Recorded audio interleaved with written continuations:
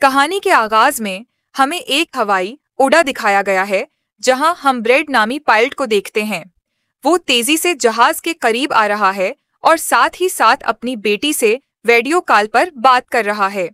उनकी बेटी कहती हैं, मैंने आज सुबह खबर देखी जिसमें कहा गया था कि जिस इलाके में आप जा रहे हैं वहां का मौसम बहुत खराब है, जिसकी वजह से बहुत सी दूसरी परवाजें मनसूख कर दी गई हैं। इसलिए आपको अपनी फ्लाइट मनसूख करके घर लौट जाना चाहिए।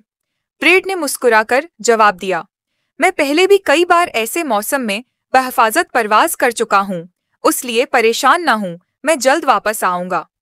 ये सुनकर उसकी बेटी खुश हो जाती है और उसे अपना कॉल कार्ड देती है।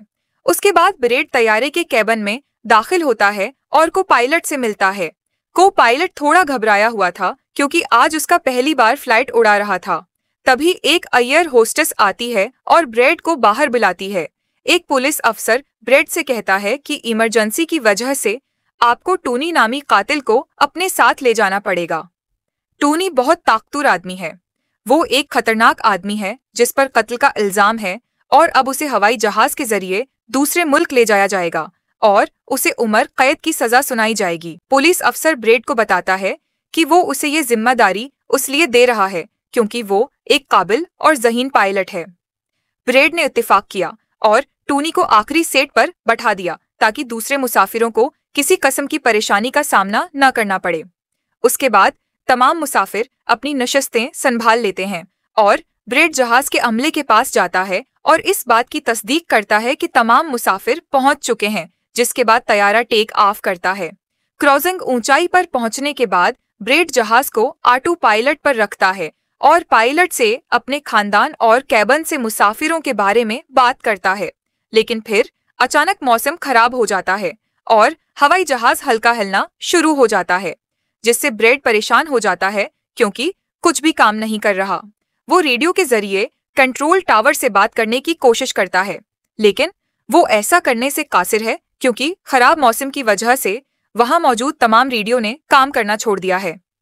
अचानक एक ताकतवर बरकी झटका तैयारे को मारता है, जिससे ये प्रचंडित तौर पर झटका देता है। ब्रेड मुसाफिरों को चेक करने के लिए कैबिन से बाहर निकलता है। उन्हें देखकर ब्रेड को थोड़ा सुकून महसूस हुआ क्योंकि तमाम मुसाफिर महफूज थे। ताहम लाइट्स आहिस्ता आहिस्ता खत्म होती हैं और फिर जहाज को मजीद कई झटके महसूस होते हैं, जिसकी वजह से ब्रेड का सर सामने वाले डेक से टकराया और नीचे गिरा, जिससे उसकी पेशानी पर चोट आई। ये सूरत हाल देखकर तमाम मुसाफिरों की हालत बिगड़ गई। ब्रेड तेजी से कैबिन में वापस आया और अपने साथी के साथ मिलकर जहाज को संभालने लगा। ये उनके लिए बहुत मुश्किल वक्त था। खराब मौसम की वजह से वो आगे कुछ नहीं देख पा रहे थे।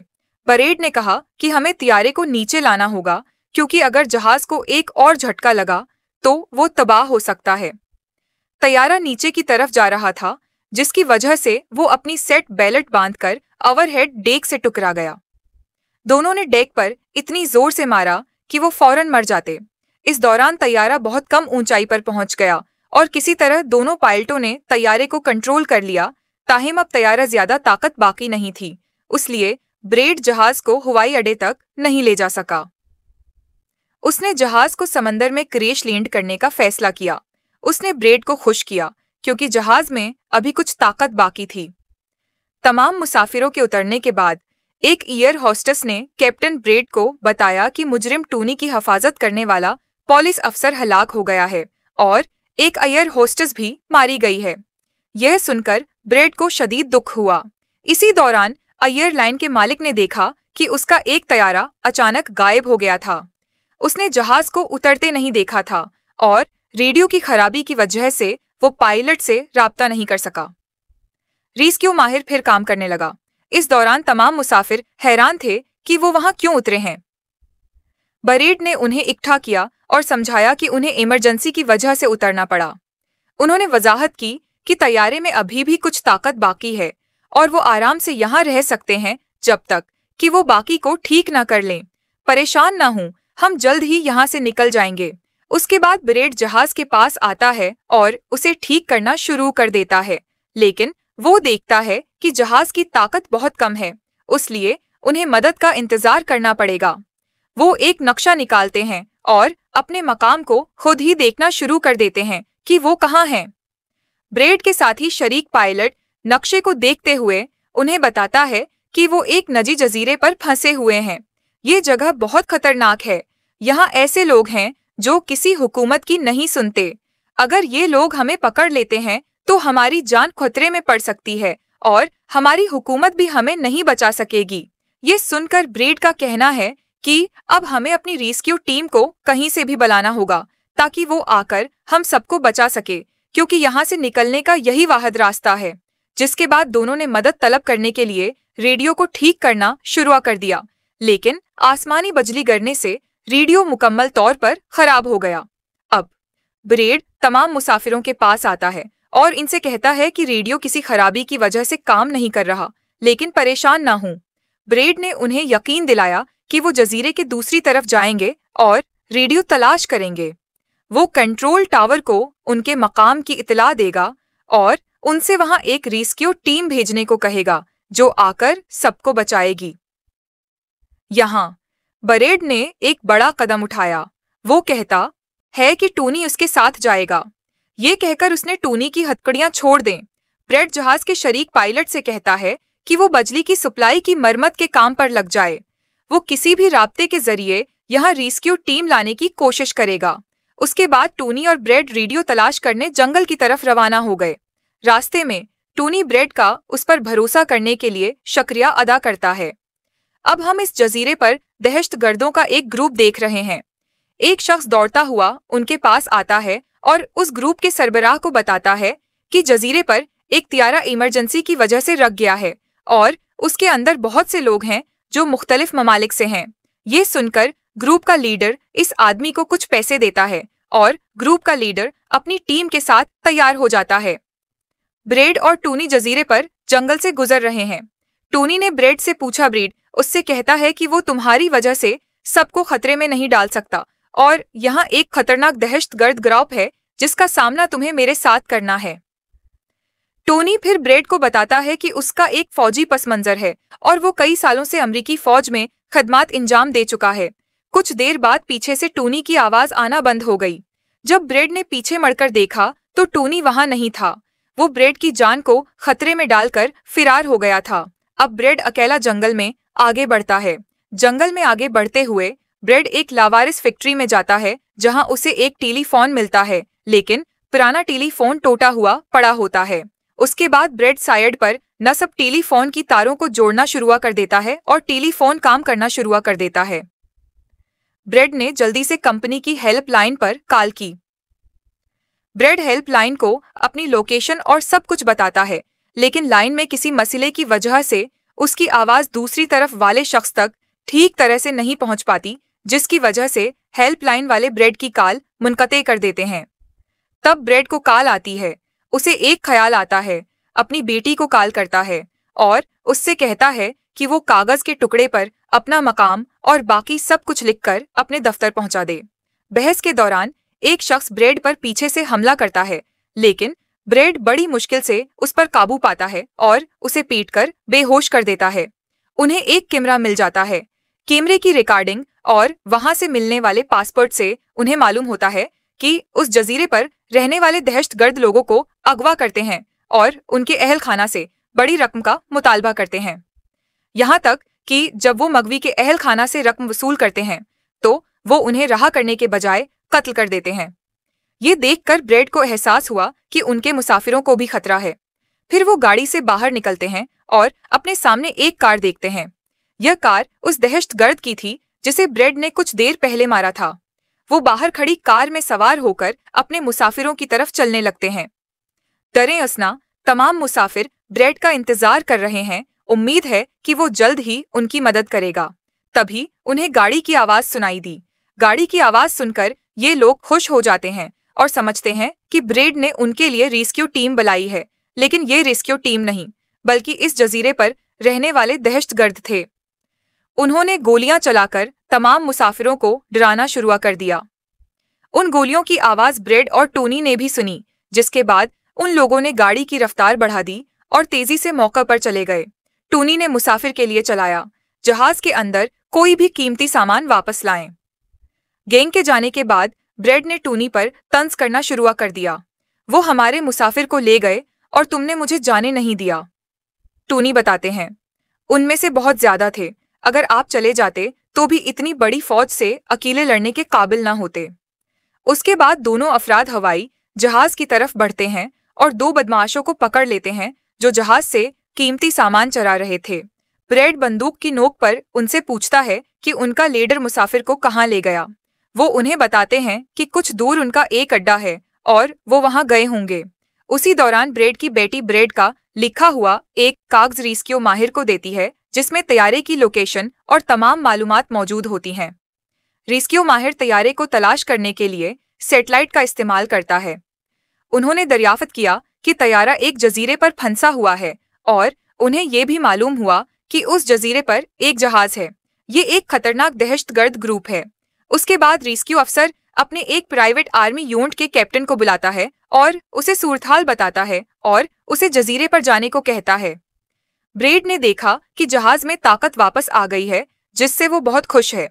ब्रेड आने वाली नजी फौज की टीम के लिए अपनी वर्दी पर एक पैगाम छोड़ता है और टॉनी के साथ उस जगह की तरफ रवाना होता है जहां गैंग के अरकान तैयारे के तमाम मुसाफिरों को ले गए थे।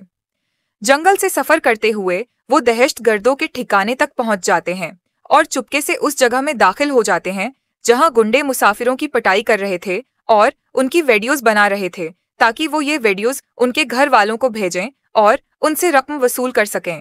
इसी दौरान रेस्क्यू एक्सपर्ट की तरफ से भेजी गई प्राइवेट टीम भी तैयारे के पास पहुंच जाती है, लेकिन जब उन्हें वहां कोई नहीं मिला तो टीम लीडर जहाज के अंदर जाकर उसे चेक करता है जहां उन्हें दो अफराद की लाशें मिलती हैं। ये वो दो अफराद थे जिन्हें गैंग के सरगना ने जहाज से तमाम कीमती सामान चराने के बाद अगवा किया था। उनसे कहा गया कि वो रकम चोरी करें, लेकिन ब्रेड ने इन दोनों को मार डाला। प्राइवेट टीम के कप्तान को ब्रेड का छोड़ा हुआ पैगाम भी मिला जो दहशतगर्द गिरवा के ठिकाने तक पहुंचने का रास्ता था। टूनी और ब्रेड खुफिया तौर पर दहशतगर्दों के ठिकाने की निगरानी कर रहे थे। उन्होंने मौके मिलते ही पीछे से छिपकर दो दहशतगर्दों को हलाक कर दिया। फिर वो दोनों चुपके से आगे बढ़े और एक कमरे में पहुंचे जहां तमाम मुसाफिरों को कैद कर रखा था। ब्रेड इन लोगों को आजाद करना चाहता था, लेकिन कमरे की हिफाजत पर बहुत से गार्ड्स मौजूद थे और ब्रेड के पास दरवाजा खोलने की चाबी भी नहीं थी। उसके बाद दोनों ने एक एक करके उन मुहाफिजों को कत्ल कर दिया। टोनी ने एक हथौड़ा उठाया और उससे कई मुहाफिजों को मार डाला। यहाँ ब्रेड ने एक गार्ड से चाबी ली और मुसाफिरों को कमरे से आजाद कराया और उन्हें कहा कि जल्दी से उसी बस में सवार हो जाएं जिसमें दहशतगर्द उन्हें यहाँ लाए थे।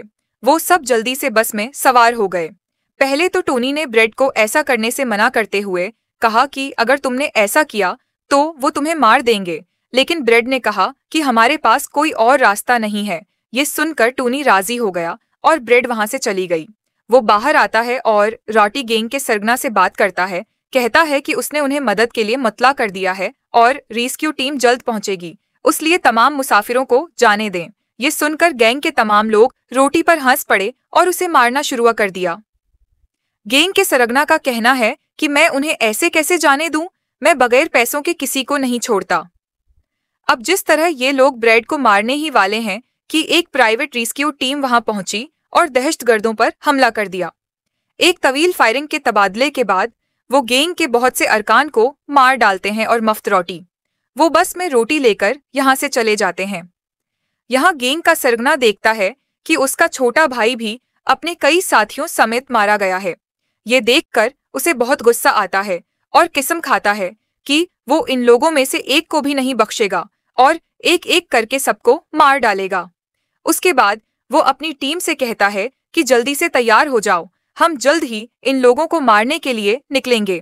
प्राइवेट टीम का कप्तान बस में सबसे कहता है कि हमें सिर्फ 5 अफराद की तलाश है। यहाँ एक छोटी प्राइवेट टीम आपको बचाने के मिशन पर है और हम रेस्क्यू टीम नहीं हैं। जहाज पर पहुंचकर ब्रेड तमाम मुसाफिरों को बताता है कि बिजली वापस आ गई है, यानी जहाज शुरू हो जाएगा और हम फौरन रवाना हो जाएंगे। आप सबको जल्दी से जहाज पर चढ़ जाना चाहिए, ब्रेड ने उनसे कहा। प्राइवेट टीम उन्हें रोकने की कोशिश करती है और दोनों तरफ से काफी गोलियां चल रही हैं, लेकिन इस प्राइवेट टीम के पास बहुत अच्छी बंदूकें हैं। यही वजह है कि वो बहुत से गंडों को मार डालती है। ब्रेड जल्दी से प्राइवेट टीम के लीडर को बताता है कि वो 5 मिनट में हवाई जहाज को लॉन्च करने वाला है और सबको जल्दी से जहाज पर चढ़ जाना चाहिए। उसके बाद ब्रेड टूनी के पास जाता है और इस मुश्किल वक्त में उसकी हमायत के लिए उसका शुक्रिया अदा करता है। ब्रेड खुद को गोलियों से बचाता है और अपने कीबन में जाकर जहाज में दाखिल होता है। वो जहाज को शुरू करने में अपने साथी पायलट के साथ शामिल होता है। इस दौरान टूनी की गोलियां खत्म हो जाती हैं और जब वो गोलियों के लिए प्राइवेट टीम का बैग चेक करता है तो उसे पैसों से भरा एक बैग नजर आता है। लेकिन टोनी पैसे छोड़ देता है, दूसरे बैग से गोलियां निकालता है और दोबारा दहशतगर्दों से लड़ना शुरू कर देता है। दरे असना ब्रेड प्लेट को दाएं तरफ मड़ता है। नजी टीम के सिपाही एक एक करके हवाई जहाज में सवार होना शुरू कर देते हैं और टोनी कोर फायर फराहम करता है। बिजली बहाल होने से रेडियो भी काम करना शुरू कर देता है। प्लेट के मालिक ने ब्रेड को बताया कि वो उन्हें जाने के लिए एक महफूज जगह बताएगा। हर कोई हवाई जहाज में सवार होता है, लेकिन टोनी इनकार करता है। वो पैसों से भरा बैग लेकर भागने लगता है। पुलिस उसे दोबारा पकड़कर जेल में डाल देगी। गैंग लीडर अपने साथियों को मरते हुए देखकर मुश्ताल होकर गुस्से से पागल हो जाता है। वो प्लेट के सामने एक रॉकेट लॉन्चर से प्लेट को उड़ा देने का सोचता है, लेकिन टोनी उसे आईन वक्त पर देखता है। टोनी जल्दी से अपनी बंदूक उठाता है और उसे गोली मार देता है, जिससे सबकी जान बच जाती है। ये देखकर ब्रेड बहुत खुश हुआ और पैसों से भरा बैग लेकर जंगल की तरफ भाग गया। ब्रेड जहाज को जजीरे से दौड़ चलाता है, ले जाता है। जहाज का मालिक उसे एक ऐसे हवाई अड्डे के बारे में बताता है जहां ये लोग जा सकते थे, जो अब उनके बहुत करीब था। ब्रेड जहाज को एयरलाइन कंपनी के मालिक की बताई हुई जगह की तरफ ले जाता है, लेकिन फिर एक बार फिर जहाज के इंजन में आग लग जाती है और तैयारा तबाह होने लगता है। चुनांचा ब्रेड ने दोबारा इमरजेंसी वार्निंग ऑन कर दी और आहिस्ता आहिस्ता तैयारे को रनवे पर लाने की कोशिश की। आखिरकार काफी मुश्किल के बाद ब्रेड ने जहाज को रनवे पर उतारा और सबकी जान बचाई। ब्रेड और उसका साथी पायलट बहुत खुश हो गए। दूसरी जानिब तैयारा कंपनी के मालिक और उनकी टीम भी बहुत खुश थी। अब ब्रेड मुसाफिरों को चेक करने के लिए वापस जाता है और देखता है कि तमाम मुसाफिर महफूज हैं और यह देखकर उसके दिल को सुकून मिलता है। वो खुश है कि मुसाफिर ट्रेन का मालिक खाने में पैसे ले रहा है, उसलिए तमाम मुसाफिर भी महफूज हैं। वो खुश हो जाता है कि किराया का ख्याल रखा जा रहा है। अगर हम ज्यादा जहमत ना करें तो फंसना शुरू हो जाएगा।